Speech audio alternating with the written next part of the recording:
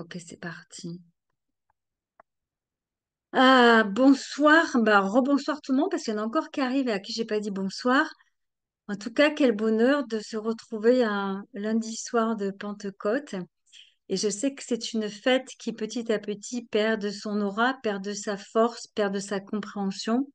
Et surtout par les temps qui courent, c'était très important de revenir sur cette fête qui est vraiment une fête très très belle, très puissante et je pense que vous avez dû sentir cette puissance en vous depuis quelques jours et qui continuera. D'autant plus que là, elle se cale avec plusieurs fêtes et puis on est au mois de mai, le mois de mai étant le mois de Marie. Et donc ce mois de mai est très fort et on reviendra sur l'idée de ce fameux mois de mai. Bonsoir Jean. On finit par voir les gens tout petits. Donc, on est en plein mois de mai, c'est un mois très, très particulier puisque c'est le mois de Marie, mais c'est aussi, on dit, le mois de Saint-Germain, puisque Saint-Germain a ascensionné un 1er mai et qu'on fête dans le calendrier chrétien, sa fête, c'est, je crois, le 28 mai oui, le 28 mai. Et donc, c'est un mois déjà, et je suis sûre que vous l'avez profondément ressenti, c'est un mois extraordinairement intense puisqu'on va de plus en plus vers notre processus de guérison, de transmutation, d'ascension, de transfiguration. Alors vous allez me dire, avec tout ce qui se passe en ce moment, est-ce que je ne me trompe pas de discours? Est-ce que c'est vrai qu'on va vraiment vers un monde meilleur? Alors oui, ça paraît étrange parce qu'on est dans cette phase où Marie disait, parfois, voilà, il semblerait que vous risquez de sombrer très bas, mais à un moment donné, tout ça, c'est pour faire remonter à la surface tout ce qui n'est pas du tout aligné aux vertus divines, tout ce qui n'est pas aligné à notre vérité, tout ce qui n'est pas aligné à notre essence première. Et donc, ça va tellement vite en processus d'accélération que chaque événement qui fait écho à des fêtes, qui soient chrétiennes, juives ou autres, ça met en mouvement toutes ces forces, puisque chacun forme un calice qui fait que ce calice, on est ce calice qui permet le déferlement de force, d'énergie, de vertu, de bouleversement pour qu'on puisse faire des pas de géant vers notre vérité, vers l'expression de la vérité de l'humanité et nous extraire véritablement de cette fange, de cette difficulté, de cette souffrance, de cette ignorance et de ces dysfonctionnements qui ont vraiment ligoté les gens et les ont empêchés d'exprimer leur grandeur, leur majesté et leur beauté. Alors, hop, il y a quelqu'un qui rentre encore. Et donc, en fait, là, la Pentecôte, pourquoi, vous aurez pu me dire pourquoi je n'ai pas fait ça à l'Ascension. C'est vrai que j'aurais pu. Et puis je me suis dit, cette Pentecôte, elle passe souvent un peu à l'as, même si on est content d'avoir un jour férié, parce que on a un lundi de plus férié. Bonsoir tout le monde. Voilà, vous m'entendez? Tout est OK? Voilà, voilà. Et donc, la Pentecôte, est-ce que vous savez vraiment ce que ça signifie et pourquoi aujourd'hui, cette Pentecôte, elle est fondamentale? J'imagine que c'est un peu flou peut-être. Alors, je vais revenir déjà sur cette signification. La Pentecôte vient du mot Penta. Penta qui veut dire 5 et Pentecôte, c'est parce que cet événement va arriver 50 jours après la résurrection de Jésus. Et en fait, cette Pentecôte, au départ, elle n'était pas forcément programmée dans les plans divins. Et qu'est-ce qui va se passer? C'est que quand Jésus, quand vous vous rappelez, quand Jésus voyage et qu'il se prépare à sa grande mission, il a 3 ans pour préparer en fait ses apôtres, hein, donc ils sont 13 parce qu'il y a les 12 apôtres connus plus Marie-Madeleine, mais il a donc 3 ans pour continuer à enseigner auprès de tous les gens qui voulaient bien écouter sa parole, mais particulièrement auprès des apôtres qui, eux, il faut comprendre, ces gens-là avaient été formés avant leur incarnation. C'était vraiment les artisans de lumière de l'époque. Et quand ils sont venus s'incarner, ils savaient très bien, en tout cas leur présence je suis, savaient très bien quelle était leur mission et ce qu'ils devaient accomplir chacun et où ils devaient l'accomplir. Sauf que il faut se rappeler, il y a 2000 ans en arrière, c'était pas comme aujourd'hui. D'abord, les communications n'étaient pas les mêmes. Il n'y avait pas de loi, de droit civil. Enfin, il y avait quand même hein, des structures parce que les Romains avaient organisé beaucoup de choses. On va pas rentrer dans l'histoire vraiment, mais c'était quand même des périodes très complexes où il y avait pas vraiment d'hôpitaux, il n'y avait pas pratiquement pas. Il n'y avait pas de soutien comme on peut avoir aujourd'hui. C'était quand même des périodes très compliquées. Et donc, quand les apôtres même vont s'incarner pour accomplir cette mission au moment où ils doivent véritablement recueillir toute cette vérité pour pouvoir après la transmettre, en fait, on va se rendre compte que au fur et à mesure de leur incarnation, ils vont presque oublier pourquoi ils sont ici. Ils vont oublier leur préparation. De même que nous avons aussi oublié pourquoi nous étions là. On sait que souvent, on s'identifie pas à tout ce qui se passe. On se sent un peu le vilain canard dans une famille. Mais en fait, ce qui se passe, c'est qu'on oublie, on passe par le voile de l'oubli et on oublie pourquoi on est venu sur Terre. Et je pense que pour beaucoup d'entre vous, c'est comme ça. Et donc, ça s'est passé aussi comme ça avec les apôtres. Malheureusement, ils n'ont pas, dans leur conscience, n'est pas complètement revenu leur mission, le pourquoi ils s'étaient incarnés. Et donc, Jésus va avoir ces 3 années pour véritablement les enseigner, qu'ils s'imprègnent, qu'ils absorbent cette vérité, cette connaissance, parce que leur rôle, ça sera après de répandre cette connaissance et de pouvoir aussi accomplir des miracles, parce que la vérité guérit, parce que la vérité éclairée accomplit des miracles. Et donc, ce qui va se passer, c'est qu'au moment où Jésus donc va ressusciter, Jésus aurait très bien pu aussi cumuler très rapidement son ascension. Enfin, en tout cas, c'est ce qu'il dit dans certains écrits. Et en fait, il va attendre ces 40 jours encore qui suivent la résurrection pour pouvoir continuer à montrer aux apôtres la puissance de ce que l'on peut vivre et montrer aussi à tout le monde tout ce processus par lequel on peut passer. Et donc, mais ce qui va se passer, c'est qu'arrivé au bout des 40 jours, enfin oui, de ces 40 jours, au moment où Jésus va vivre son ascension, Jésus lui-même se rend compte que le niveau d'intégration de la connaissance n'est pas suffisant. Enfin, c'est le niveau, c'est pas acquis. Il va se rendre compte qu'il y a encore une fragilité auprès de ses apôtres. Il va se rendre compte que leur équilibre masculin et féminin n'est pas vraiment fait.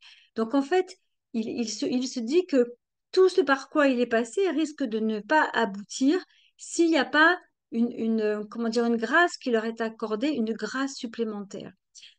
Donc, ce qu'il va faire, c'est qu'il va demander aux autorités célestes d'accorder aux apôtres un souffle nouveau, un, un embrasement de leur triple flamme, une puissance céleste qui va leur permettre d'être propulsés dans une dynamique supérieure, une conscience supérieure, équilibrer surtout leur masculin, féminin et particulièrement leur féminin, et pouvoir avoir accès à cette connaissance finalement pratiquement directe, comme Jésus leur avait enseigné pendant ces 3 années.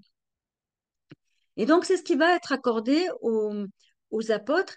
Et donc, quand la Pentecôte, en fait, c'est le souffle, on va dire, c'est le souffle divin. Vous vous rappelez, on dit toujours le Père, le Fils et le Saint-Esprit. Et ce Saint-Esprit, en fait, c'est ce qu'on appelle le féminin sacré. C'est l'énergie de la Mère divine.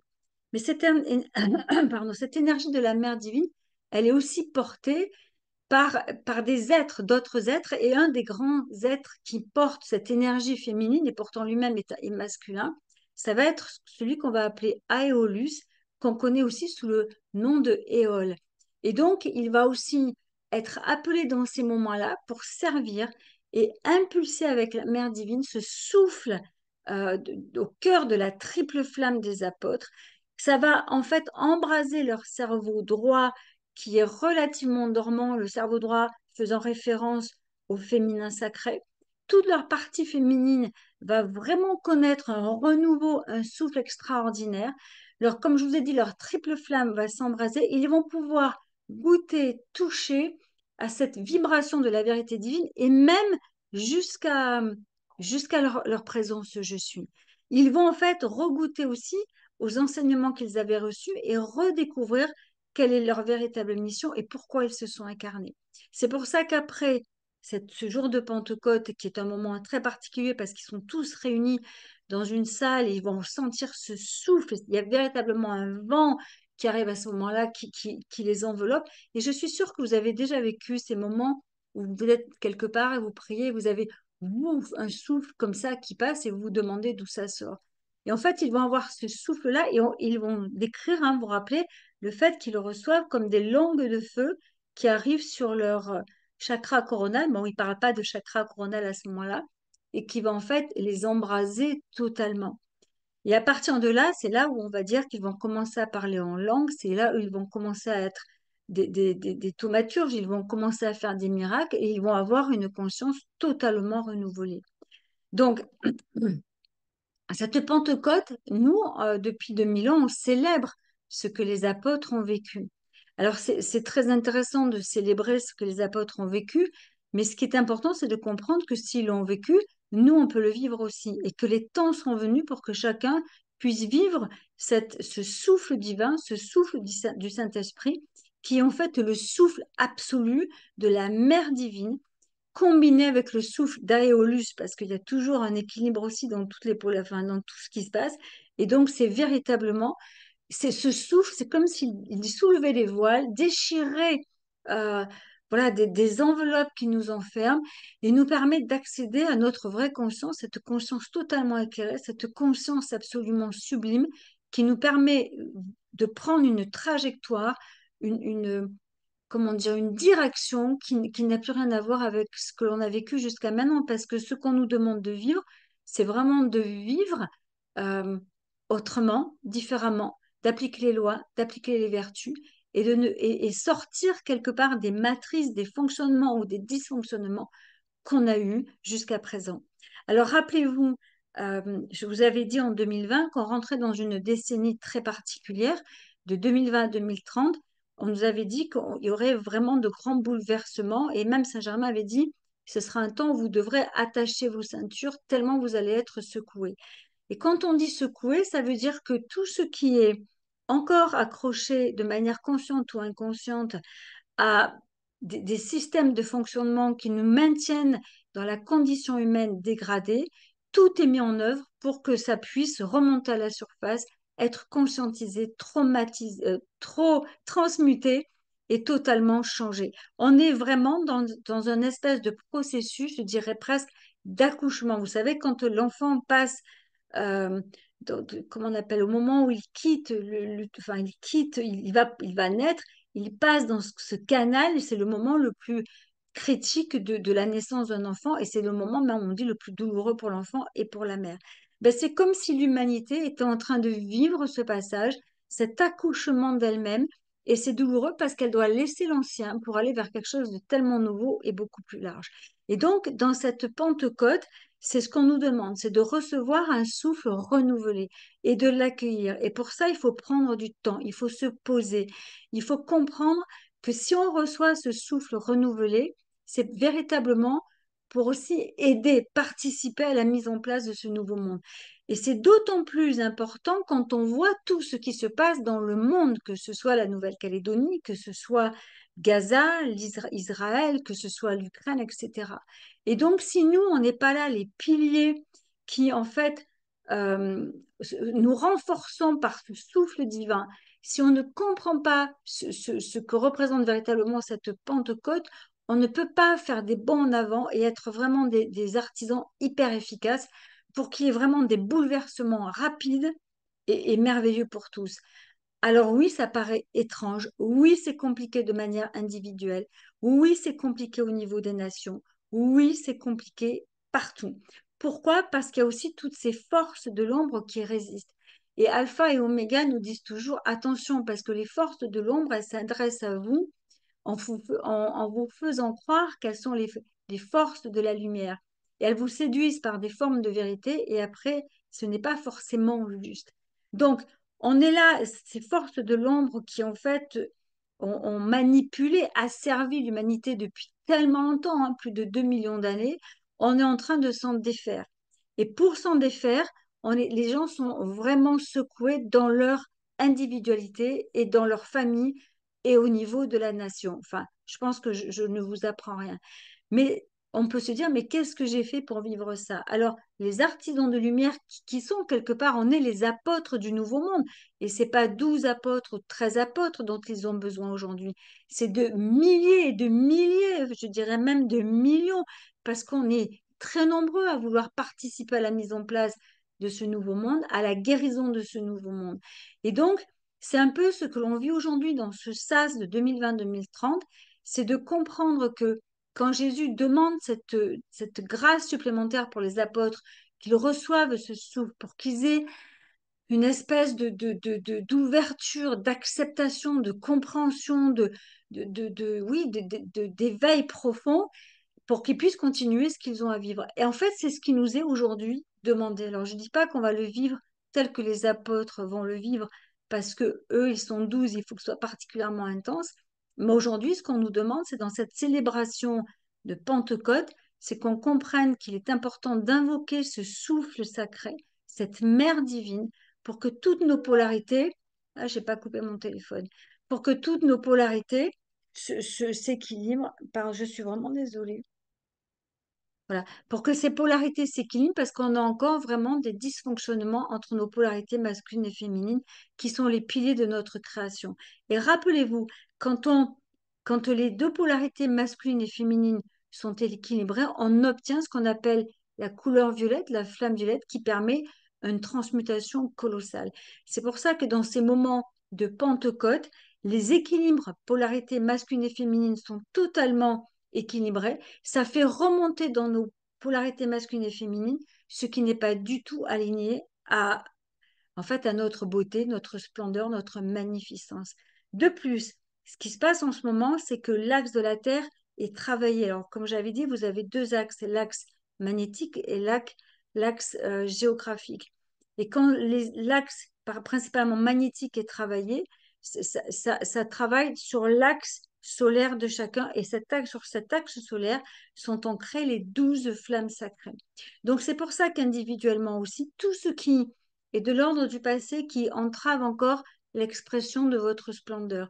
Tout ce qui, aujourd'hui, dans votre famille ou dans votre environnement, ne reflète pas cette dimension, je dirais, de perfection ou de liberté ou de vertu, va remonter à la surface. Alors oui, c'est dur, oui, ça fait mal, mais on est en plein processus. Et c'est pour ça que quand la Pentecôte arrive, quand on fête l'Ascension, quand on fête ces grandes fêtes qui sont fêtées dans le monde entier, en fait, ça fait des ouvertures comme des portails, des possibilités qui font qu'on peut recevoir davantage d'énergie, et particulièrement la Pentecôte, ce souffle sacré qui nous permet vraiment d'avancer dans la compréhension de qui nous sommes et pourquoi nous sommes ici. Et ce que toujours rappellent les êtres de lumière, c'est, rappelez-vous, vous pouvez rester 3 semaines sans manger, en gros, vous pouvez rester à peu près 3 jours sans boire, et vous ne pouvez pas rester en moyenne plus de 3 minutes sans air. Alors, on dit souvent qu'on reçoit toute l'énergie par notre chakra coronal. Enfin, on a aussi ce qu'on appelle la couronne des Elohim, mais ça, c'est un peu plus compliqué. Quand on reçoit l'énergie de notre présent je suis, cette énergie, c'est des électrons purs, mais aussi chargés des vertus et des initiations solaires. Ça arrive dans notre triple flamme et on a le devoir quelque part de qualifier cette énergie de la façon la plus belle possible. Sauf que ce que nous rappelle la Pentecôte, c'est qu'on reçoit également toute cette énergie qui est dans l'air, qui est dans le prana, qui arrive par nos narines et qui vient absolument nourrir notre être par nos poumons. Et il y a tous ces mélanges, après, vous vous rappelez ce que dans l'air, dans les poumons, va aller être récupéré par le sang et tout ça circule aussi. Donc on a ces deux sources en fait vitales qui arrivent par notre chakra coronal et qui arrivent aussi par nos narines. Donc ce souffle, il passe aussi par nos narines et nous remplit. C'est pour ça qu'il y a énormément de gens en ce moment qui ont des problèmes aussi de gorge, des problèmes de bronchite, etc., parce que ça crée un sacré nettoyage. Donc la Pentecôte, pour résumer, c'est une aide colossale qui nous provient de différents êtres de lumière, principalement, c'est ce qu'on appelle l'énergie de la mère divine, combinée avec Aeolus, et vous verrez, je vous donnerai plus d'informations, de toute façon j'écris un livre où j'explique bien tout ça, qui va aussi renforcer ce souffle divin, pour qu'on puisse justement continuer notre progression et surtout continuer notre service, parce que les êtres de lumière ont besoin de nous pour avancer, de même que nous avons besoin d'eux pour avancer. Ça, c'est colossal.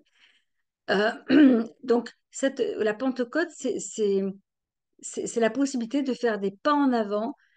Et en fait, comme on est poussé dans ce mois de mai par tout ce qui va se passer, on va vivre le Vésac. Le 23 ou le 24 mai, je ne sais plus, mais de toute façon, ça dure toujours un peu avant et un peu après. Mais toutes ces énergies-là, elles se font écho parce que tous travaillent ensemble. Et je suis sûre que vous savez ce que c'est que le Vésac. Est-ce que vous voulez que je revienne un peu sur la notion du Vésac ou est-ce que vous avez des questions? Si quelqu'un a une question, il ouvre son micro, il pose la question, il referme son micro.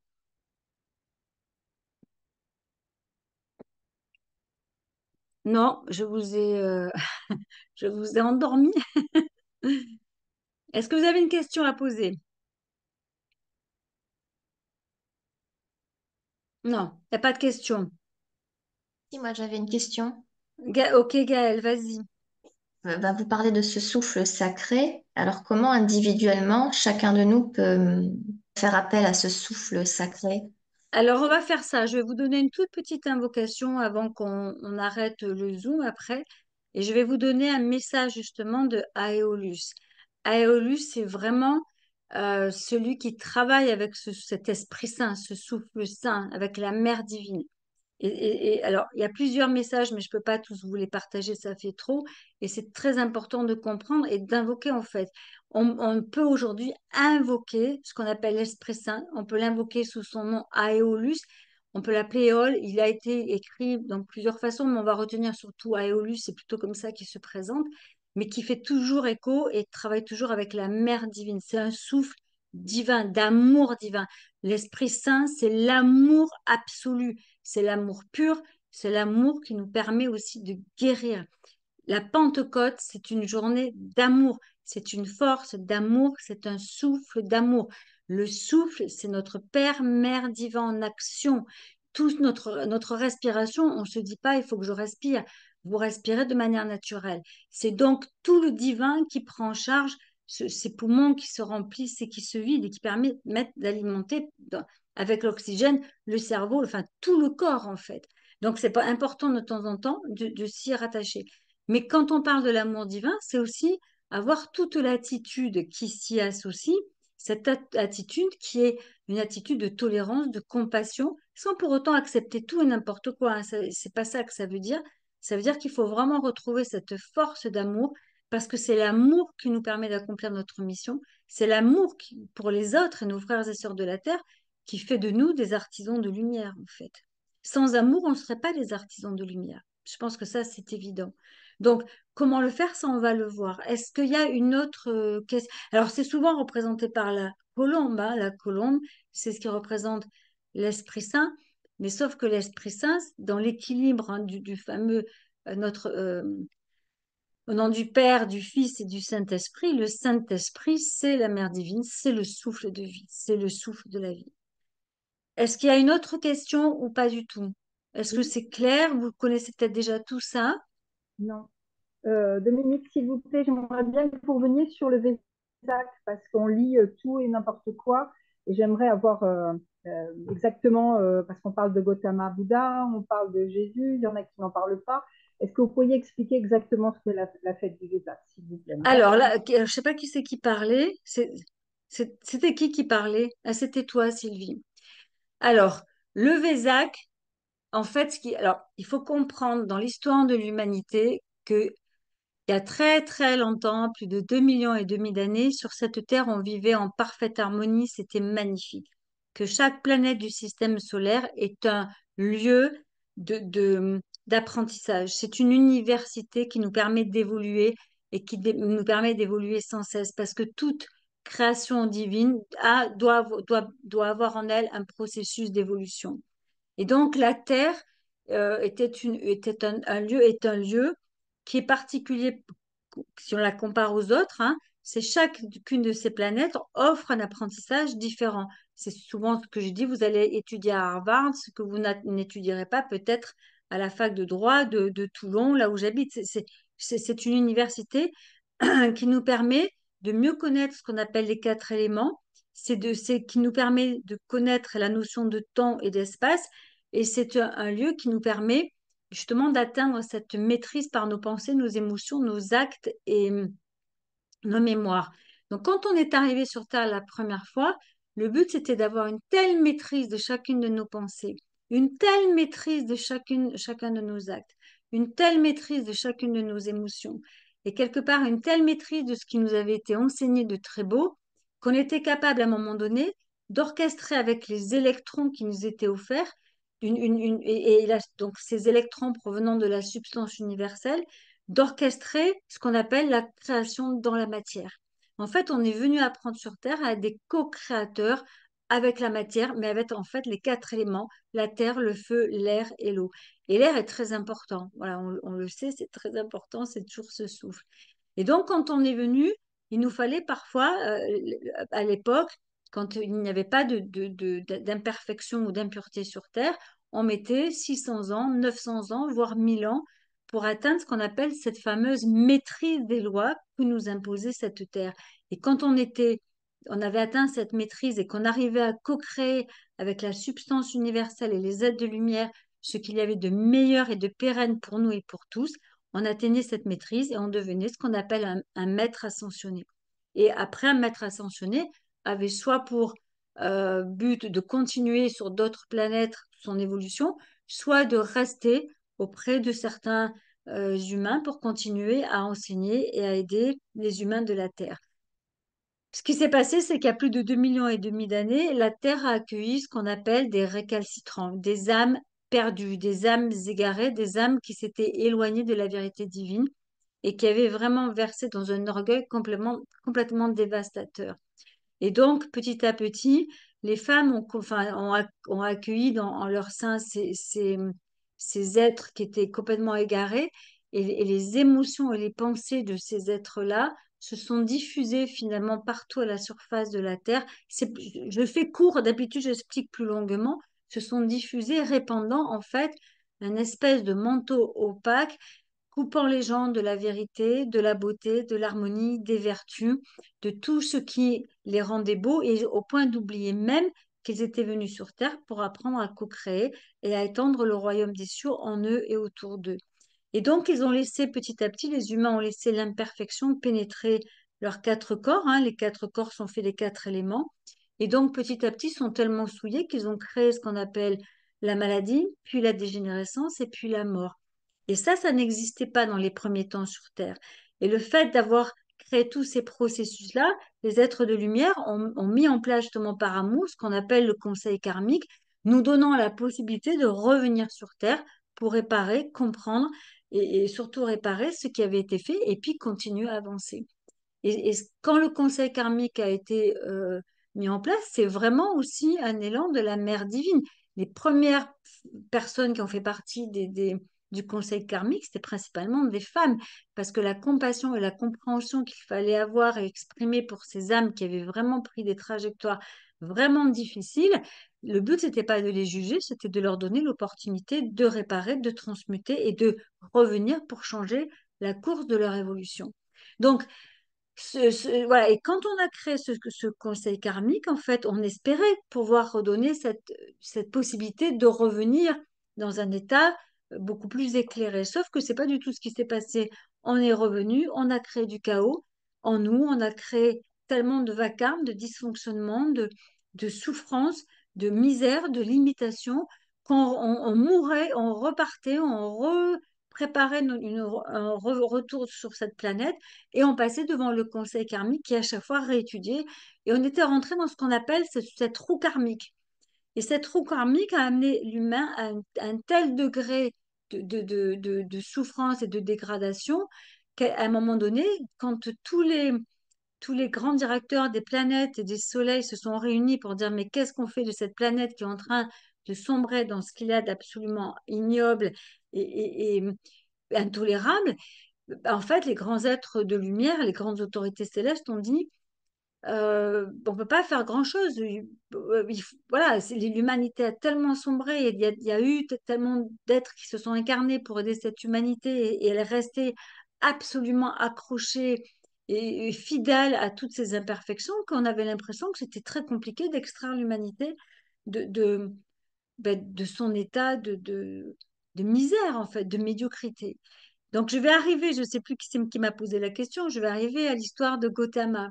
Et c'est à ce moment-là que Vénus, voyant la Terre se dégrader et l'humanité, mais vraiment suffoquée sous le poids de sa densité, que Vénus, Sanat Kumara, donc hein, le compagnon de Lady Vénus, Sanat Kumara, a dit il faut faire quelque chose. Il faut aider cette humanité. Je vais faire court l'histoire, hein. Il faut aider cette humanité à, à, à retrouver de l'amour, en fait. C'est ça, à retrouver ce souffle divin, cette conscience d'amour qu'ils ont perdu. Ils ont oublié qu'ils étaient, ils ont oublié qu'ils étaient divins, ils ont oublié qu'ils étaient co-créateurs, ils ont oublié qu'ils étaient venus accomplir de grandes choses et avoir une grande destinée sur la planète. Et ça va être accordé à Sanat Kumara de venir sur Terre pour aider l'humanité. Sauf que, comme on peut le comprendre, il ne peut pas faire ça tout seul, il lui faut une équipe. Donc, il va lancer, et on va lui accorder de venir sur cette Terre apporter suffisamment d'amour, donc ce souffle saint, cet esprit saint aussi, c'est énorme. C'est comme un esprit saint, un vent d'amour, un souffle d'amour qu'on apporte à l'humanité. Et donc, quand Sanat Kumara, donc on lui accorde cette aide, c'est comme si on mettait un peu la terre en perfusion d'amour. C'est là où il va créer ce qu'on appelle Shambhala. Et Shambhala, ça s'appelle le cœur sacré de Vénus. Il lui faut, comme vous savez, quand vous allez bivouaquer, il vous faut une tente ou quelque chose comme ça. Mais il fallait un lieu, qu'il crée un lieu sur la terre qu'on appelait Shambhala, qui devait être physique au départ pour pouvoir rayonner à partir de ce fameux Shambhala. Shambhala, c'est Vénus. Mais quand il a demandé justement à ce qu'il soit aidé, vous allez avoir des gens de Vénus qui vont venir l'aider. Alors le premier, ça va être Sérapus B, mais Sérapus B, c'est pas un vrai Vénusien, il appartient au monde angélique. Et en fait, il est venu travailler sur la flamme d'ascension sur toutes les planètes, mais il est resté très longtemps sur Vénus. C'est pour ça que beaucoup pensent que c'est un Vénusien, mais il n'est pas Vénusien, passant. Mais il a dit, moi, je vais venir participer à cette grande guérison planétaire. Et qui a suivi, ça c'est pour répondre à la question, ben, c'est Gautama et c'est Maitreya. Ce sont les deux grandes de Vénus qui ont dit, nous, on veut bien suivre. Je vous fais court, hein, l'histoire elle est plus compliquée, mais je suis en train d'écrire et de finir un livre sur les grands êtres de lumière et justement leur implication, comment tout ça s'est produit. Et donc, Gautama et Maitreya vont venir travailler, donc ce qu'on va appeler les deux Bouddhas, en fait, hein. Ils vont venir instruire, ils vont prendre un corps de chair. Et pourtant, ce sont des Vénusiens. Et ce sont deux Vénusiens qui vont s'incarner à un moment donné, parce que diffuser l'amour, s'il n'y a pas d'instruction, s'il n'y a pas d'enseignement, s'il n'y a pas d'accompagnement, on va dire, dans le processus des lois, ça sert à rien. Il fallait qu'il y ait des instructeurs. Donc Gautama va instruire, va s'incarner pour instruire, de même que Maitreya. Ils n'ont pas tout à fait la même tâche, mais c'est pas très important. On y reviendra une prochaine fois.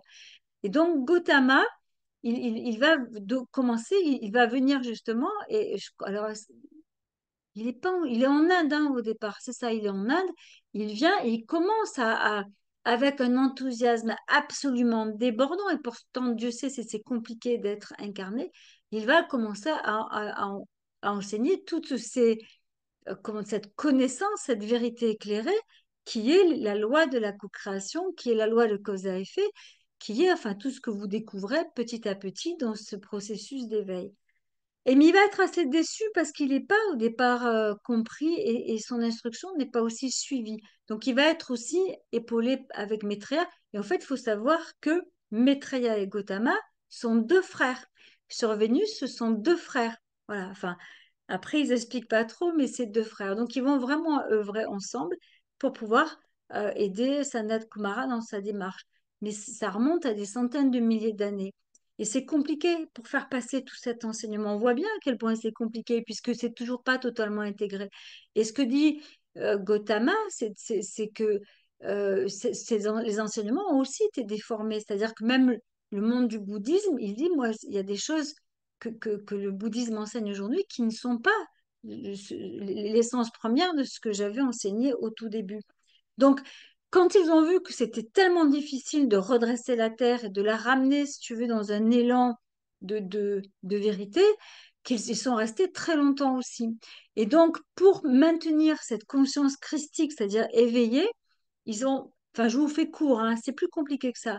Ils ont décidé euh, que lors de l'anniversaire, en fait, de Gautama, il réapparaîtrait dans la vallée de Vésak, dans les Himalayas, il réapparaîtrait pour redispenser, pour donner cette infusion christique à l'humanité, pour renouveler ce processus christique tous les ans. Et il est toujours accompagné aussi de Jésus, parce que il faut savoir que c'est aussi Maitreya et Gautama aussi, mais plus Maitreya, qui a formé toute l'équipe, Jésus, Marie et les apôtres. Donc quand on parle des préparations des apôtres, c'est Maitreya, ce sont les Bouddhas qui ont formé les apôtres, pour qu'ils soient justement, qu'ils soient investis de cette vérité qui leur permettrait de dispenser, de répandre partout. Donc, la fête de Vésac se fait toujours au moment de la pleine lune du taureau, la première pleine lune ou après, enfin voilà, la pleine lune du taureau. Donc là, ça va être le 23 ou le 24, je ne sais plus exactement. Et dans la vallée, certains voient Maitreya, la radiation de Maitreya. Mais c'est principalement Gautama, mais on dit qu'il Maitreya précède et puis Gautama arrive dans toute sa splendeur. Mais comme ils ont chacun travaillé sur cette conscience christique, bien sûr, Jésus se tient aussi là. Donc en fait, et c'est pas que, il y a beaucoup de Vénitiens, de Vénusiens qui sont là. C'est toute une famille qui va se mettre à rayonner sur l'autel de cette conscience christique dans la vallée du Vézac. Est-ce que c'est clair ce que je vous dis ou est-ce qu'il y a une question? Il n'y a pas de question? Est-ce que quelqu'un a une question? Est-ce que c'est clair? Je ne sais plus qui c'est qui m'a posé la question. Est-ce que ça répond? Vous voulez me laisser parler toute seule pendant... C'est parfait, Dominique. Merci beaucoup. C'est parfait pour toutes les précisions. Merci. Super. Euh, Qu'est-ce que je voulais vous dire? Oui, est-ce qu'il y a autre chose Alors, forcément, pour qu'on puisse vivre cette Pentecôte, il faut faire la place. Mais on n'est pas les seuls à les vivre. Donc, tout le monde vit ce souffle. Mais nous, c'est particulier. Enfin, les artisans, ils ont une longueur d'avance par rapport aux autres. Donc, quand on a ce cadeau de ce souffle, cet Esprit Saint, en fait, le but, c'est d'accomplir de grandes choses. Mais attention, si notre conscience n'est pas assez éclairée encore, si on a encore des résistances à cette vérité, quand on a ce pouvoir que nous donne cet amour, ce souffle saint, les êtres de lumière ne veulent pas qu'on détourne en fait la puissance de cette énergie, parce que c'est une des plus grandes énergies, des plus puissantes énergies. J'ai beaucoup parlé. Est-ce que il n'y a pas un commentaire, quelque chose par le chat ou je sais pas? Ah, il y a quelqu'un qui lève. C'est Brigitte. Brigitte, tu as levé la main. Je sais pas où elle est, Brigitte. Elle trouve... Non, c'est tout bon. Euh, Il y en a deux. Il y a Catherine aussi qui... Alors attendez, moi, il faut que je vous oui, trouve. Oui, qu'est-ce que vous voulez partager? c'est juste une question par rapport. Tu disais que c'est le Bouddha qui a dit que l'enseignement avait été un peu déformé Parfois, par rapport à absolument. ces... Parce que nous, justement, on est pratiquants bouddhistes et actuellement, on n'arrive pas trop à se retrouver justement dans ce qu'on a suivi jusqu'à maintenant et on ne sait pas pourquoi en fait. Mais parce qu'en fait, Parce que si tu veux, l'énergie, si tu veux, d'abord la plus grande chose à laquelle Gautama est attaché dans ses écrits qu'il répète souvent, c'est surtout, surtout, si vous voulez progresser, ne jamais donner le pouvoir aux circonstances extérieures. D'accord? Sauf que c'est ce que je vois la plupart des gens font. On donne le pouvoir à un président, on donne le pouvoir aux gens de sa famille, on donne le pouvoir aux gens de nous affaiblir. On est encore très réactif au processus. C'est pour ça que dans la sagesse bouddhique, on ne doit pas réagir parce que la réaction s'oppose à la création. Lui-même, si tu veux, Bon, de toute façon, là, je vais lire un message d'Aéolus. Lui-même, Bouddha, quand il parle, j'ai pas prévu de vous parler de Bouddha parce que c'est pas Vésac, hein, mais il dit lui-même qu'il était déçu d'abord du manque d'accueil de ce qu'il avait à partager et après de la déformation, mais de même que l'Église a déformé certaines choses des enseignements de Jésus. C'est pour ça que les cathares ont voulu rectifier certains enseignements, etc. Et qu'il y a eu, tu vois, quand les protestants créent leur mouvement, c'est parce qu'eux aussi ils s'opposent à certaines dérives. Après aussi, eux partent dans des dérives. Oui, donc Gautama, Si tu veux, c'est les mêmes en fait, que ce soit Jésus, Maitreya, Bouddha, c'est le même enseignement. Ils ont tous été formés par les grands maîtres vénusiens. Donc, c'est la même chose. Sauf que certains, voilà, le problème, c'est ça, c'est que c'est déformé, tu comprends? Donc, je trouve que ce que Gautama, ce que j'ai cru comprendre dans ce qu'il enseignait, c'est que le bouddhisme, il y a plusieurs variations, hein, attention, donc c'est pas. Parce que souvent, les gens qui sont dans le bouddhisme, ce qu'ils comprend, enfin, moi c'est ce que j'ai compris qu'il essaie d'expliquer, c'est que les gens vont avoir une quête assez individuelle. C'est-à-dire que ils vont chercher leur éveil, alors que c'est pas ce qui est demandé vraiment. L'éveil, il vient aussi du service, du grand service. Et il a remarqué que dans le monde bouddhique, les gens sont plutôt en quête d'une évolution qui leur est propre, sans trop parfois s'intéresser à ce que font les autres ou servir. Je ne sais pas si c'est. Peut-être pas tout le monde, pas tous les mouvements sont comme ça, hein. Attends, mets ton micro. Il y a les écoles bouddhistes tibétaines. En fait, on essaie d'atteindre l'éveil pour le bien de tous les êtres, en fait.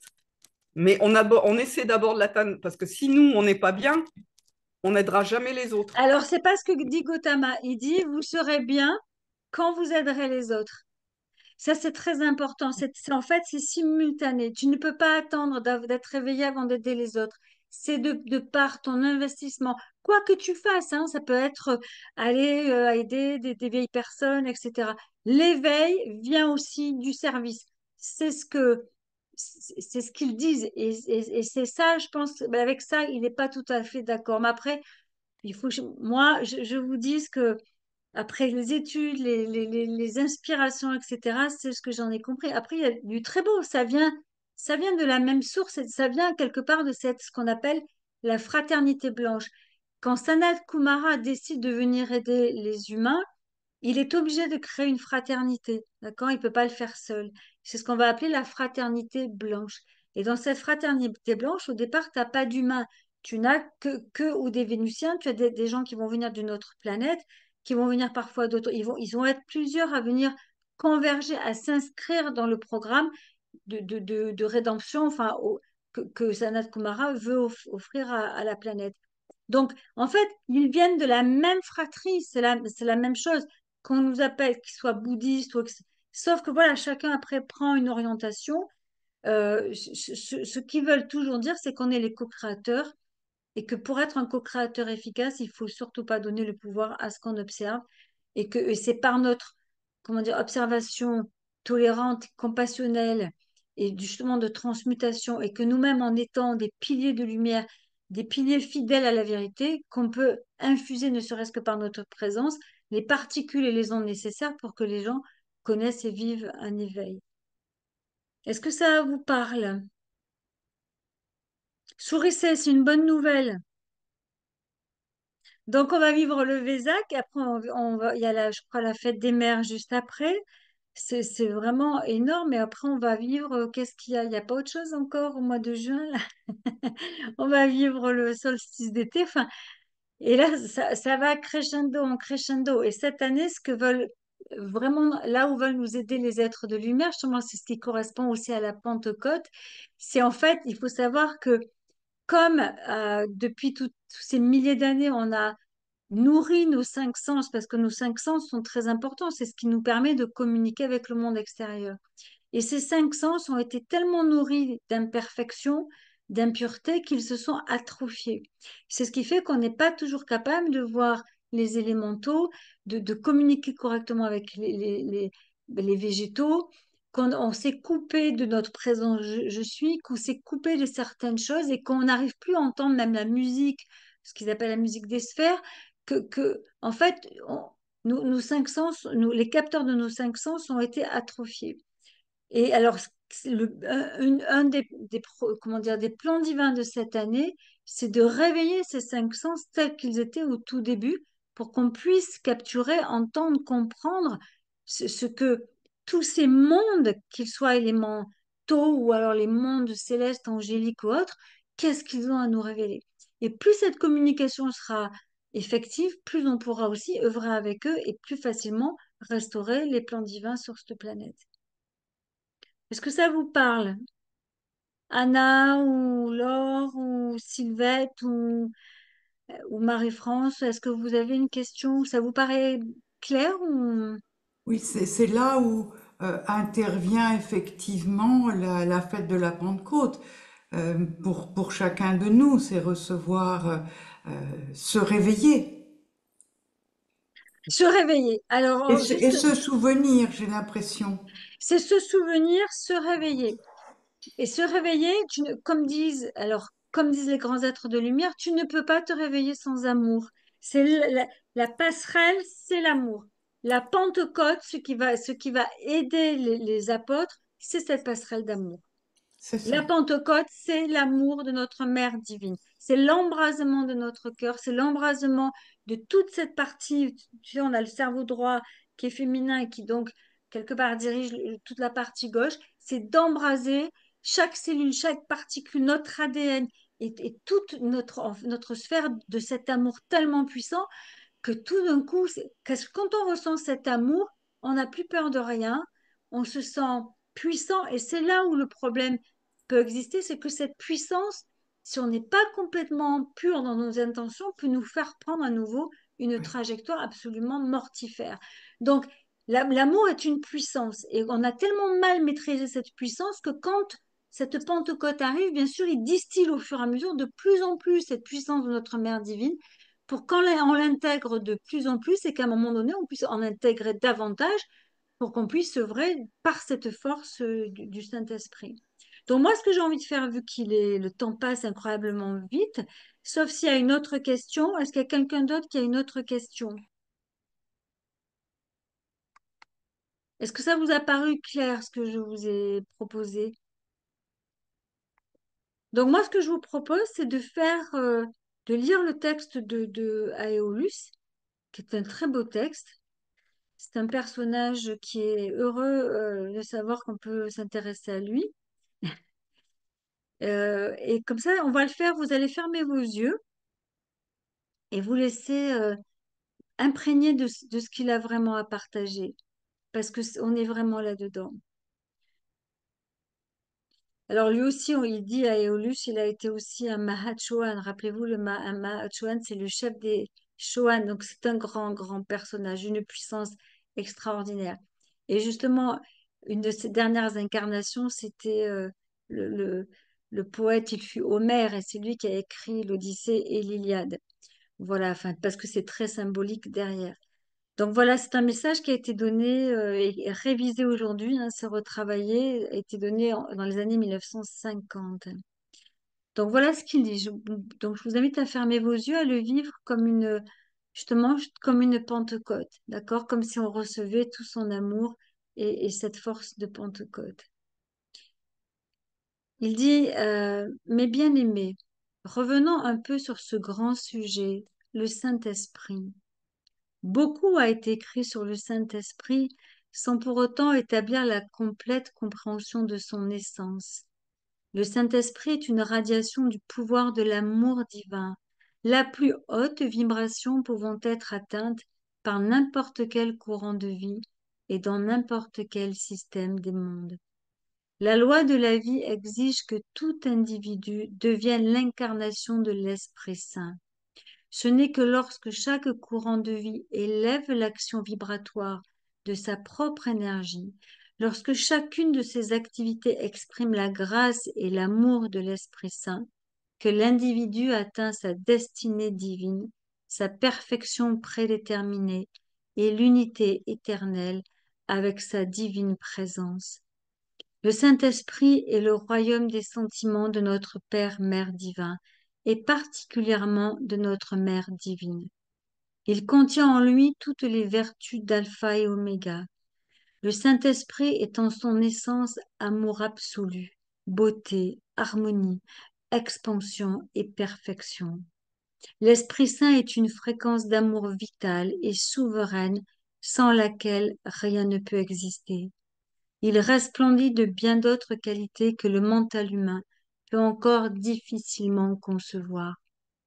Le Saint-Esprit est l'expansion naturelle et permanente de l'amour divin, la puissance infinie de notre Mère divine. En un souffle, il peut déployer le potentiel parfait de chaque être humain qui demeure dans les sphères vertueuses de notre grand soleil central. Vous avez souvent comparé l'Esprit Saint à des langues de feu. En effet, celles-ci sont l'expression visible, sacrée et glorieuse de ce souffle miraculeux. L'Esprit Saint est la manifestation parfaite du féminin sacré, la cohésion toujours harmonieuse de tout ce qui est. Il est le sentiment de grâce le plus exquis qui soit. C'est la force créatrice qui régit l'univers, les planètes, tous les systèmes dans tous les mondes et dans toute vie.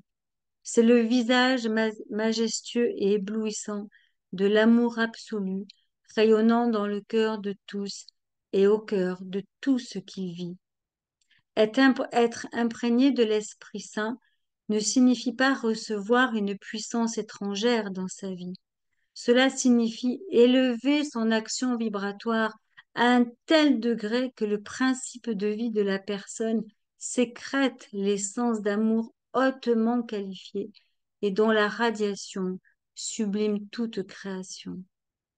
Le Saint-Esprit est le souffle qui coule en tout votre être et qui s'extériorise par vos lèvres sous forme de discours, de chants, de prose ou autres créations. Contrairement au souffle d'un individu, le Saint-Esprit ne peut être contaminé ni soumis à une expression contraire à la perfection de la nature. Il afflue abondamment à travers une personne dont la conscience pure lui permet de devenir un canal harmonieux par lequel s'écoule le souffle de vie chargé d'amour suprême. Ce souffle de vie contient un nombre important de bénédictions. En revanche, si une personne enfreint la loi de l'harmonie et de l'amour, celle-ci réduit considérablement les flots de l'Esprit Saint. Elle s'en trouvera drastiquement affaiblie, ne pouvant accomplir victorieusement ses propres plans divins. Lorsqu'un courant de vie atteint une grande maîtrise de l'énergie, chaque électron qui traverse son corps vibre aux flamboyantes couleurs et aux mélodies des vertus divines. Il en résulte qu'il ou elle s'aligne naturellement au flux constant du Saint-Esprit cosmique, esprit que moi, Aéolus, représente sur la planète Terre. Comme vous le savez, pendant le ministère du Maître Jésus, celui-ci a rassemblé autour de lui un certain nombre de courants de vie qui s'étaient consacrés à l'établissement de la nouvelle ère, appelée la dispensation chrétienne. Cependant, pendant la courte période de son ministère, encore trop attaché aux codes erronés d'alors, ses disciples ne parvinrent pas à développer un lien suffisamment conscient avec leur propre divinité.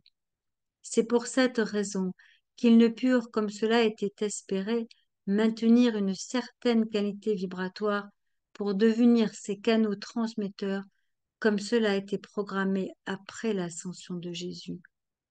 Cependant, la période de 3 ans relative au ministère de Jésus avait été fixée par la loi cosmique et devait s'achever par la victoire de son ascension. Au terme de ce laps de temps, le Maître Jésus et la hiérarchie céleste constatèrent que les disciples avaient besoin d'un soutien significatif pour poursuivre efficacement la grande œuvre. Constatant qu'il fallait hâter l'intervention divine, Jésus lança des appels aux êtres de lumière et à moi-même pour que soit libéré le feu sacré qui illuminerait le cœur ainsi que la conscience des apôtres. Ce feu d'amour, en pénétrant et en traversant leurs 4 corps, devait embraser leur triple flamme et élever leur action vibratoire jusqu'à ce qu'ils rencontrent et ressentent leur divine présence. Il était essentiel que les apôtres communiquent avec elle et qu'ils œuvrent également avec la présence je suis de leurs frères et sœurs de la terre. Cette grâce monumentale leur permettait de poursuivre avec succès les plans divins amorcés et engagés par le Maître Jésus. Aujourd'hui, je me tiens tout près de vous, de votre cœur, afin que vous puissiez à votre tour recevoir ce feu transfigurationnel qui permit de soutenir les apôtres dans leur divine mission. Lors de la célébration de la Pentecôte, faites appel à moi, et je soufflerai en votre triple flamme ce feu ardent pour que votre conscience s'illumine de cette force vitale et cosmique. Votre chemin prendra alors une direction nouvelle, comme éclairé par un souffle solaire particulièrement lumineux.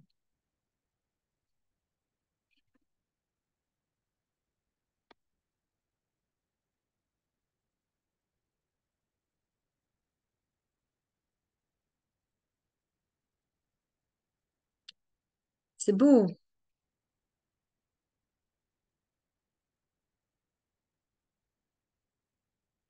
Et pourquoi ils reçurent aussi cette force? Parce qu'on savait très bien, parce que la période à cette époque-là était complexe. Rappelez-vous, les Romains, c'était pas facile avec les Romains, c'était pas facile avec les Juifs, hein, qui s'opposaient bien sûr à ce nouveau mouvement. C'était pas facile par rapport à toute cette misère, par rapport aux adversités, par rapport à la complexité. Donc il fallait qu'ils soient investis d'un souffle vraiment ardent et particulier pour que quoi qu'il advienne, justement, comme dit Bouddha, quoi qu'il advienne, ne pas donner force au pouvoir, aux circonstances extérieures et maintenir le cap de cet enseignement, de cette pureté, de cette connaissance, de cette vérité éclairée qui guérit et renourrit le cœur et les esprits de tous. C'était énorme et c'est comme ça qu'ils ont pu accomplir leur processus. Et le seul, malgré tout, le seul qui a pu ascensionner, c'est Jean, c'est le seul qui ne sera pas martyrisé. C'est énorme en fait, hein. C'est vraiment très très beau comme travail. On ne mesure pas tout ce qui a été mis en place, tout ce qui est encore mis en place, tout ce qui nous est offert et proposé pour que nous puissions justement avancer vraiment à grands pas vers cette libération de qui nous sommes. Et nous sommes rentrés dans cette ère du Verseau dont le but est de nous libérer de toutes ces aliénations conscientes et inconscientes qui nous retiennent encore dans une matière qui n'est pas celle avec laquelle on devra travailler. On est encore vraiment soumis à tout ce qui se produit et tout ce qui se produit n'est là que pour être transmuté par ceux qui ont justement cette conscience, cet éveil, cette connaissance et avec laquelle on peut œuvrer avec justement la présence je suis de nos frères et sœurs et demander de l'aide aux grands êtres de lumière. Est-ce que vous avez une question?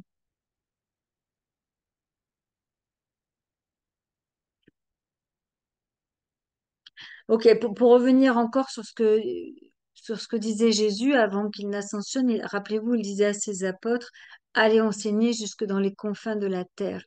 Et c'est ça, et ça reprend justement le rôle de Bouddha, des Bouddhas, parce qu'il y a eu plusieurs Bouddhas, donc Maitreya est un Bouddha, Gautama est un Bouddha, et c'est aller enseigner, parce que s'il n'y a pas d'enseignement, les choses ne sont pas pérennes en fait, hein. Et après, les apôtres, je crois, lui répondirent quelque chose comme ça, la parole, en fait, c'est tout ce que nous avons et c'est tout ce que nous possédons. Et en fait, ce qu'on nous demande aujourd'hui, c'est ça, c'est qu'on fasse attention à notre verbe, qu'on fasse attention à notre parole et que notre parole, par ce souffle, rappelez-vous ce qu'il dit, en fait, de par votre souffle, vos mots, vos paroles, vos discours, et que comme c'est ce souffle-là qui porte cette vérité par votre bouche, il faut qu'elle soit justement empreinte de ce qu'il y a de plus juste, de plus vrai, de plus beau. Donc c'est vraiment très, très beau.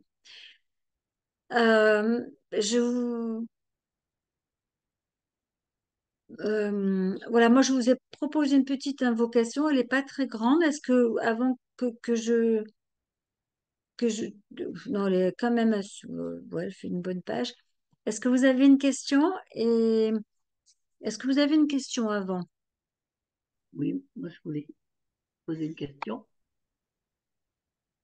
C'est qui? Hop, hop, hop, hop. Solange. Je sais pas, voilà, je la vois pas, Solange. Elle est là. Ouais, coucou Solange. Oui, j'avais une question. En écoutant ce joli texte là tout à l'heure, il m'est revenu qu'hier matin, j'ai réalisé que c'était le matin de la Pentecôte. En me réveillant, avant de me lever, il m'est venu à l'idée, ça fait 55 ans que je suis en recherche j'ai eu beaucoup de choses, et il m'est venu à l'idée d'essayer d'écrire un livre pour retranscrire tout ça. Je ne sais pas si c'est le souffle de la Pentecôte qui m'a inspirée.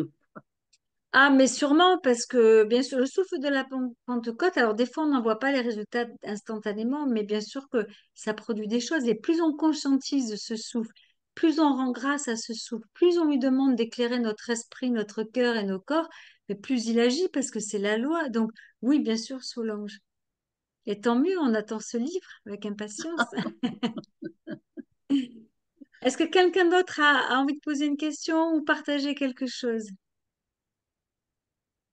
C'est plein d'espoir en fait, hein. Bien sûr, on peut invoquer ça pour chaque homme, femme et enfant en passant par la présence je suis de chacun, hein. C'est très important. Est-ce que quelqu'un d'autre, il y avait Jean-Marc qui était là, il y en a qui ont encore du mal à se connecter. Est-ce que l'un d'entre vous, Marielle ou Marie-Laure ou Aude, vous avez un partage, vous avez envie de partager? Non, je crois que non, du tout. Parce que je suis trop bavarde, c'est ça? Bonsoir Eric qui nous a rejoint il n'y a pas longtemps. Oui, Chantal, vas-y. Tu voulais dire Ah, quelque chose? ben, je suis arrivée très tard, donc j'ai espéré que vous soyez là encore, et voilà. Donc, j'ai pas de questions à poser, mais j'ai écouté le texte et merci beaucoup. Ben, Merci beaucoup. merci à vous. Donc, s'il n'y a pas vraiment d'autres questions, moi, ce que je vous propose, c'est qu'on vive ce moment avec une invocation. Alors, je l'ai relu, mais je ne suis pas allée jusqu'au bout. Donc, j'espère que je n'ai pas fait de bêtises. De toute façon, en général, je suis capable de rattraper les bêtises que j'ai pu faire. Je crois que je suis capable. Ouais, ouais. Après l'invocation, moi je pense que c'est peut-être pas la peine d'avoir un échange à ce moment-là. C'est où on l'a maintenant et on finit avec l'invocation. Donc s'il y a vraiment quelque chose, Sophie ou quelqu'un d'autre à partager, Maryse ou qui que ce soit, Elisabeth. Est-ce que ça vous a paru plus clair déjà? Oui, c'était très clair et très dense. Très dense, très clair, super. On Il y en a pourra qui arrivent. réécouter, excuse-moi, on pourra réécouter, c'est enregistré. Alors, ça va être enregistré, c'est enregistré, ça sera mis sur YouTube dès demain. Mais comme moi, je ne sais D'accord, pas faire ça, je demande à quelqu'un de le faire, donc ça dépend d'accord, à quel moment. Mais d'ici demain, voilà, demain dans la journée, ça sera fait, je pense. Et puis, d'accord. vous le Merci. trouverez sur mon site ou sur YouTube, sur ma chaîne Oui, YouTube. oui. Merci. Ben, c'est important même d'écouter le message d'Éolus. Plus vous écoutez le message d'Éolus, plus si ça vous pénètre et plus on poursuit ce processus de Pentecôte qui va se Ouais. poursuivre jusqu'au Vésac aussi. C'est important. Puis après, hop, suivi de la fête des mères. Et qu'est-ce que c'est que la fête des mères? Si ce n'est aussi qu'une énergie de la mère divine, hein. On a tous une maman.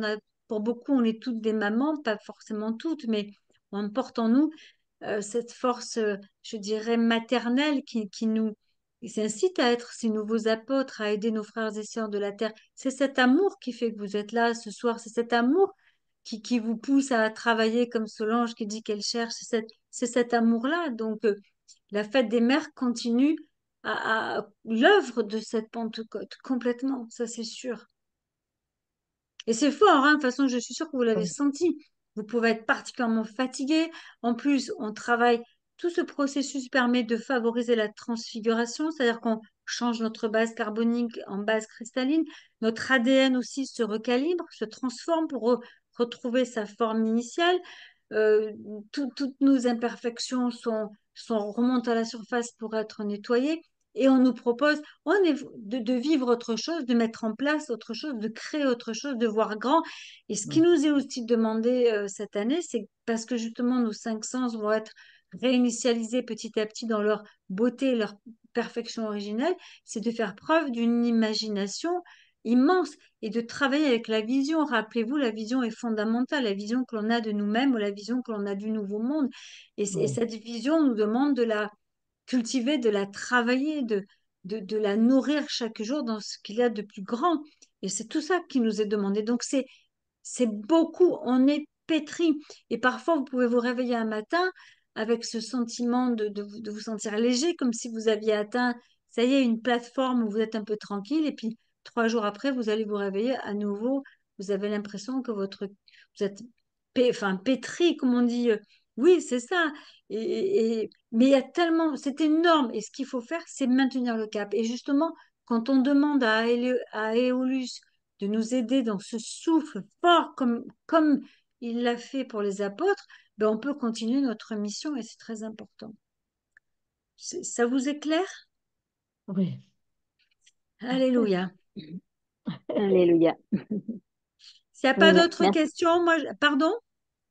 Non, non, moi je voulais, Nicolas Knin, je voulais juste vraiment te remercier infiniment. C'est éclairant, magnifique et c'est tellement parlant. Ah ben tant mieux, Nicole. Bon, moi, je vous propose pour finir, c'est de... De toute façon, le but, c'était pas qu'on reste des heures, sauf si vous avez des questions, qu'il y a un échange, parce que moi, parler comme ça, là, c'est pas forcément évident toujours. Si vous avez des questions, moi, je suis contente d'y répondre maintenant. Il y en a qui nous ont rejoints plus tard. Donc, ceux qui nous rejoignent, est-ce que vous avez éventuellement une question? C'est maintenant, parce qu'après, je pense que je prendrai plus de questions après la petite invocation. Non. Vous n'êtes pas des bavards, hein, les artisans de lumière. C'est moi qui suis bavarde, en fait. En tout cas, je suis ravie de voir des visages que je connais, d'autres pas. Donc, on va faire pareil. Moi, j'ai ma bougie allumée. Donc, ce que je vous propose, c'est de vivre cette visualisation, invocation, je ne sais pas comment on peut l'appeler, pour justement aller jusqu'au bout de cette Pentecôte sachant qu'elle va continuer encore.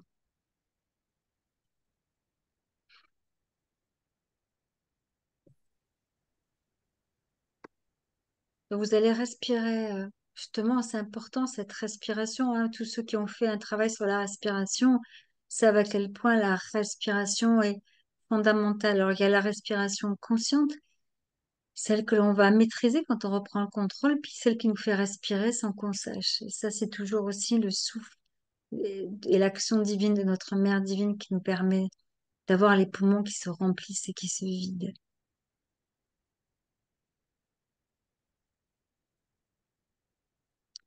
Alors, du plus profond de notre cœur et du plus profond de mon cœur, j'invoque nos présences, je suis.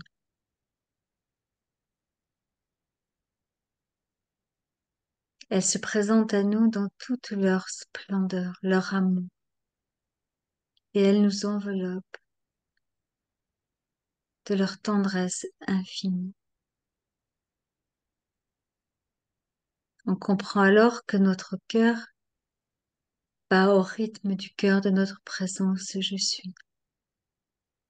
Et le cœur de notre présence, je suis, bat au rythme du cœur de notre Père, Mère divin. Ce battement est une grâce. Et alors que je respire et que j'inspire profondément, c'est également le souffle de ma présence, je suis. Le souffle de notre Mère divine. Le souffle du grand maître Aeolus. C'est un souffle d'amour, un souffle de vie. Alors chacun de nous ici et maintenant, en ce jour de la Pentecôte, enfin du lundi de Pentecôte, chacun de nous accueille l'amour de notre Mère divine.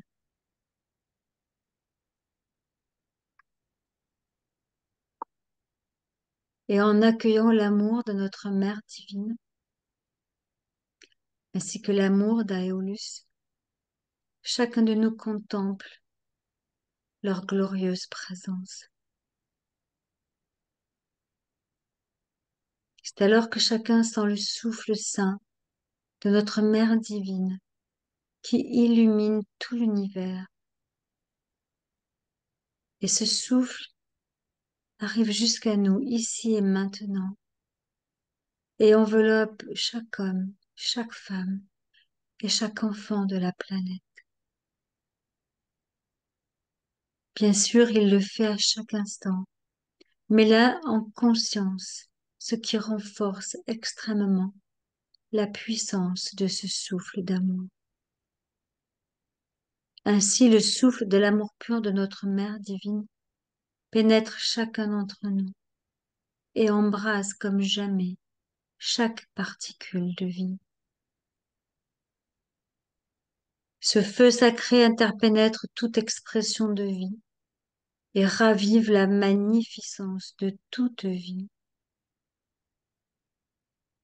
Ainsi nous devenons un seul souffle, l'expression de l'Esprit Saint en tout et en toute chose, restaurant en un même battement de cœur l'unité de toute vie.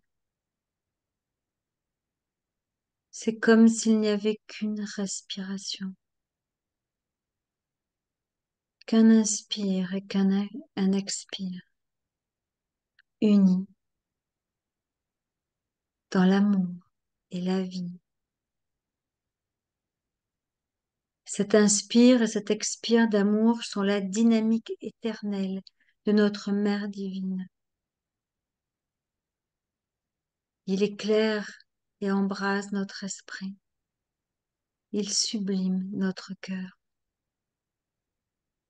C'est un souffle ardent et à la fois un souffle si doux qui se répand dans nos quatre corps, régénérant et sublimant instantanément les vertus infinies de notre Père-Mère divin, vertus qui constituent notre ADN et notre essence première. Ce souffle est tellement puissant qu'il déchire des voiles, et ces voiles se déchirent pour toujours.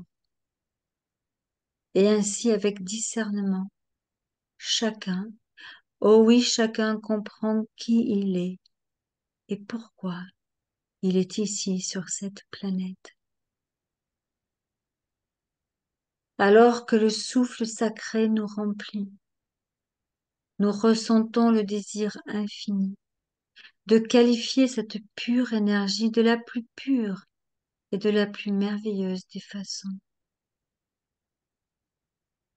Conscients de la puissance de ce souffle divin, nous l'absorbons, nous l'honorons et nous lui rendons grâce. Et lors de notre expire, nous projetons dans l'atmosphère de la Terre ce souffle qualifié de la plus puissante force d'amour qu'il nous appartient de connaître et de ressentir. Ce souffle éblouissant est tel une nuée d'amour qui se propage partout, en nous, en chacun, à la surface de la terre, accomplissant son œuvre parfaite et retissant la perfection de l'humanité. À nouveau, nous inspirons profondément et nous poursuivons en conscience cette respiration divine. Cette respiration à chaque souffle renforce notre divine vérité, renforce notre perfection et renforce la divine vérité et la divine perfection de toute vie. C'est magique, c'est grandiose. Chacun de nous comprend que ce moment est un mariage d'amour, une célébration, l'union parfaite et éternelle de tout ce qui est. Chacun de nous alors vit sa propre Pentecôte, celle qui lui permettra de servir à la perfection nos frères et sœurs de la terre. Et c'est ainsi que chacun déclare: Je suis en train d'expirer ce souffle sacré qui remplit tout mon être. Il est la vie, ma vie, et l'expression de toute vie. Mon souffle ne fait plus qu'un avec le souffle éternel de la vie, et je participe ainsi à la restauration de la perfection divine en moi et sur Gaïa. Je suis en train d'inspirer le feu ardent du Saint-Esprit qui me purifie et purifie mes 4 corps pour toujours. Je suis en train d'inspirer la puissance d'amour de notre Mère divine qui restaure en moi ma triple flamme immortelle. Je deviens ainsi une coupe qui accueille sans cesse l'Esprit Saint, me permettant de toujours accomplir la divine mission pour laquelle je me suis incarnée. Je suis le souffle sacré, le feu ardent de l'amour absolu, qui est souverain et toujours victorieux dans ma vie. Au nom de l'unité de toute vie, ce que je déclare pour moi, je le déclare pour chaque homme, chaque femme et chaque enfant de la terre. Je ne serai plus jamais le même ou la même.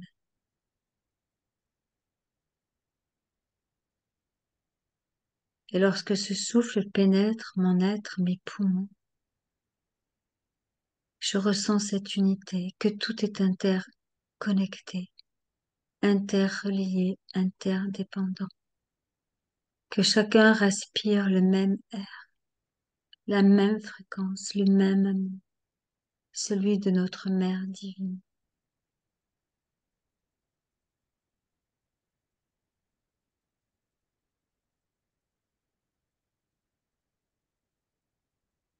Alors, conscient de tout cela, conscient de la puissance de cette Pentecôte, chacun de nous rend grâce infiniment à ce souffle de vie, à l'amour absolu, à notre Mère divine, au Maître Aéolus, à tous ces êtres qui nous aiment, qui nous chérissent et qui nous transcendent au-delà de notre compréhension.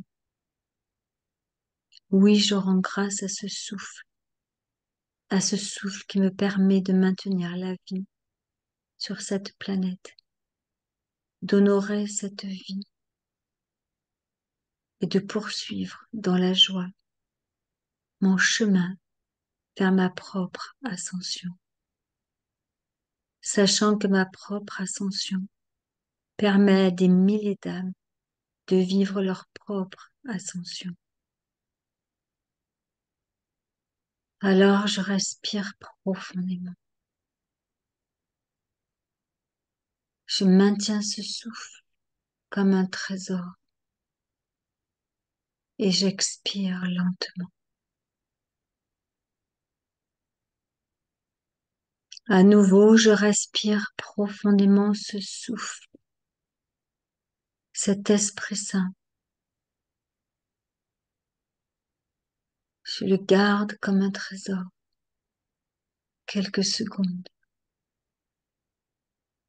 et je l'expire, l'offrant à la vie elle-même. Et puis j'attends. Et une dernière fois, je respire profondément ce souffle sacré, ce souffle de vie éternelle, cet amour incommensurable.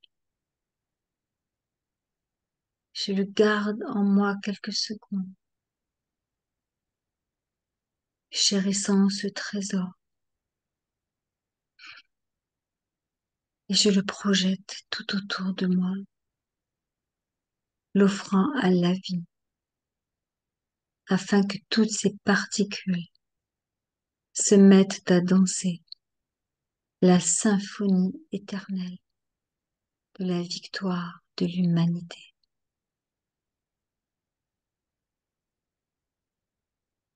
C'est divinement accompli en ce jour glorieux, par le pouvoir de nos présences je suis, unis par le cœur et pour l'éternité. C'est accompli par toute l'aide des êtres de lumière. C'est accompli par toute l'aide des élémentaux et du royaume angélique. et je rends grâce infiniment. Et je suis ce que je suis. Je suis ce que je suis. Je suis ce que je suis. Je suis ma présence que j'aime infiniment.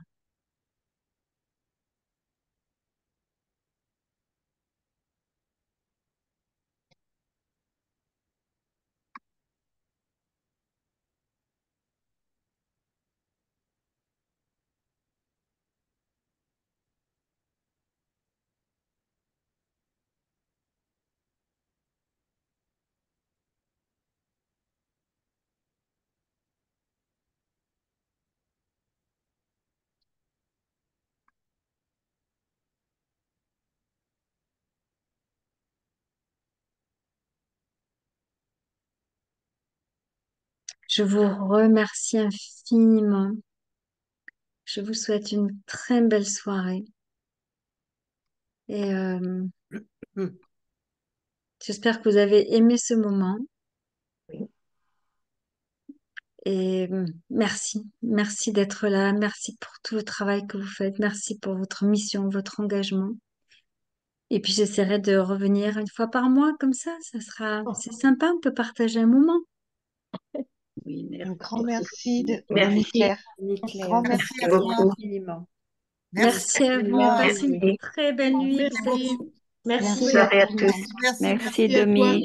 Merci Merci, à vous. Domi. Bonsoir. Bisous, Bonsoir à bisous. tous. Bonsoir. Merci Bonsoir. Domi. Merci à vous. Merci. Merci Domi. Au Merci revoir. à vous. Merci. Ciao. Désolée, Merci. vous me donnez les frissons, j'ai des frissons partout. Merci, merci, que notre Au souffle revoir. se Au revoir. retrouve dans les temples Bisous, de bisous, l'Esprit Saint. bisous. Bisous, bisous. À très Merci. bientôt. Ciao, ciao. Merci. Ciao, merci Claire. Au revoir. Ciao. Au revoir. Au revoir.